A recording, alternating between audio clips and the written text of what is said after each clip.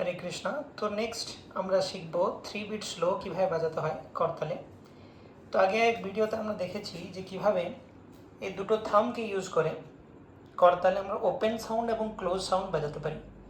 দুটো থামকেই যদি আমি লাগিয়ে রাখি করতালে তাহলে খুব বেশি রেজোনেন্স হবে না, তো যে সাউন্ডটা সেটা একটু দাবা হবে, ক্লোজ সাউন্ড হবে।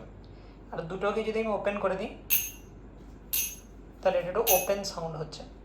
এরপরে আমি মডিফিকেশনও করতে পারি, আমি শুধু একটাকে ওপেন করতে পারি, তো মাঝে মাঝে ওপেন হবে। তো এরকমভাবে আমরা বিভিন্ন কম্বিনেশন করতে পারি।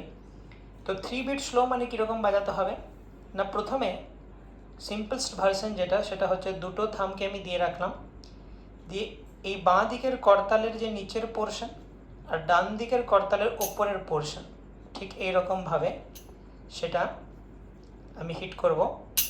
এই যে সাউন্ডটা দুটোই কিন্তু ক্লোজড আছে থাম, এই সাউন্ডটা আসবে।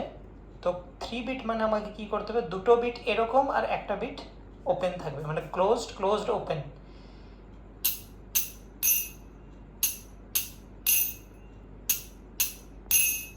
Closed open. তো এটার মাধ্যমে বিভিন্ন যে 3 বিটের ভজনগুলো রয়েছে আমরা করতে পারি। জয় দা ধামা ধাবা কুঞ্জ বিহার